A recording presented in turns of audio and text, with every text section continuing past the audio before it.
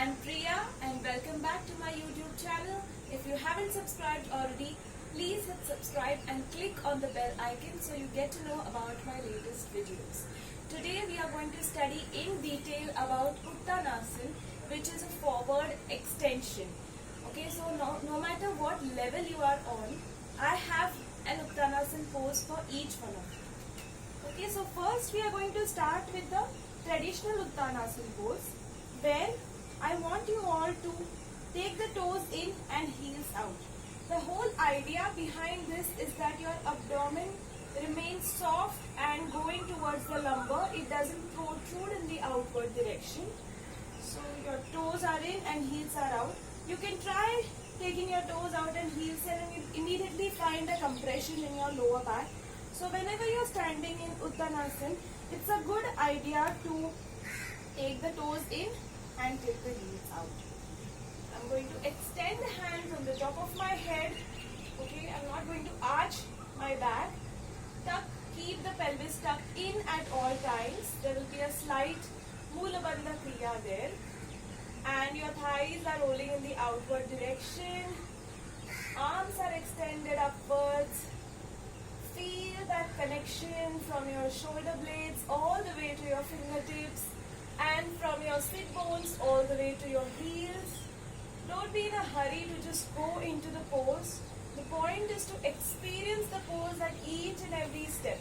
Now we start bending from here. Okay? Not from your back. I'm going to start going forward. Engage your legs. Grip your thighs. Engage your legs. The pressure should not come on your back. This is half Uttanasana. And now we go all the way down. And release the head. You can bend your elbows if you feel like. The more you exhale, the more the back will release. Keep the legs strong. Breathe in. And okay. So this was the traditional Uttanasana. But if you're not able to go all the way down, or if your hands are just slightly above, what you can do is you can use a height. So here I have used a dabba. I have just one dabba, but you might have two dabbas which are of the same height. The same height is important.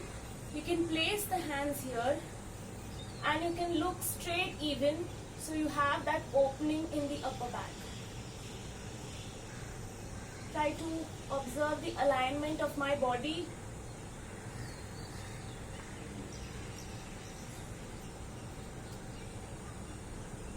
Take both the hands up and relax. Now it's important to know that Uttanasana not just stretches the back of your knees and works on your hamstrings, but it is also done to cool that head. Any forward bending pose will be calming for your brain. It will be calming for the lungs and the heart because they are at a lower level. Okay? So if you have a railing at home, you can even place your forearms on the railing. Go back and extend. The head goes down. There's an opening in the upper back. My toes are in, heels are out. This also helps to open the shoulders, and it's really having that calming effect on my nerves.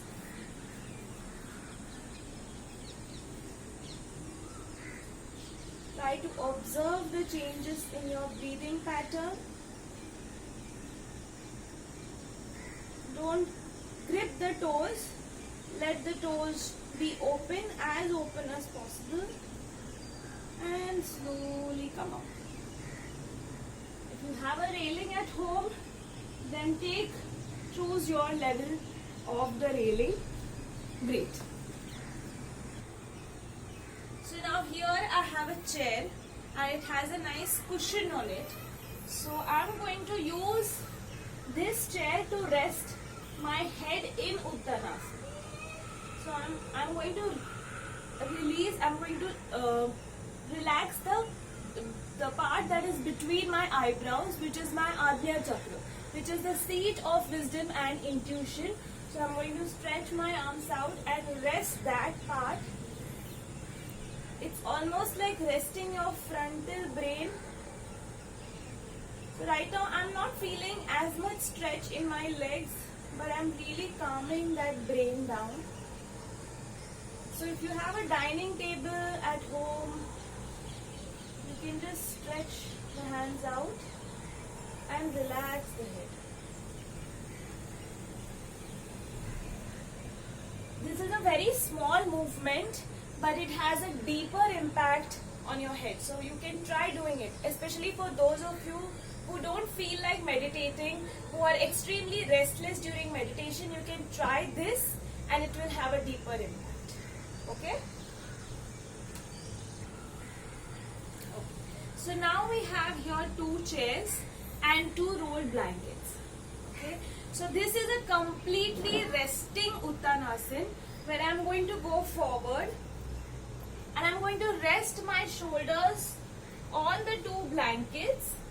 You might need a bigger height, so you might have one more blanket on top of this, and I'm going to release that head in between the chairs. So I'm going to take it a little away. So if you feel like, you can even spread your legs in Prasarita Paduttanasana and release that.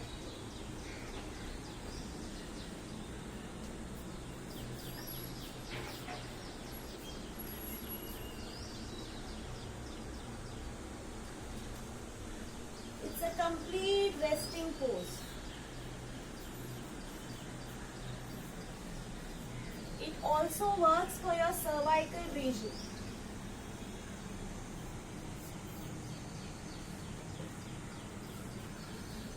Alright, I'm just going to quickly get the blocks. So now as you can see, I have placed the block below the rolled blankets, and I'm going to go down in Uttanasana. So the height now has increased.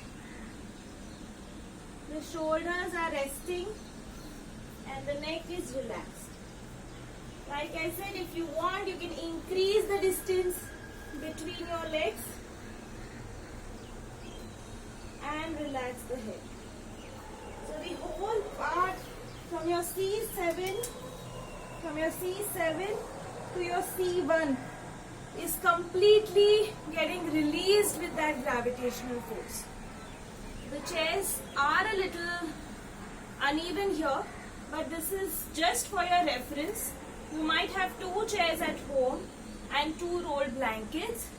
You can just relax that body, release it. You can release it even between the chairs.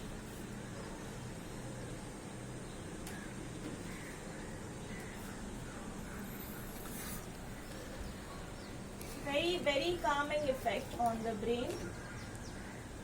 And slowly. So these were the supported variations of Uttanasana. Do practice, do post your videos, and please leave any doubts that you might have in the comment section. Stay indoors, stay healthy and stay safe.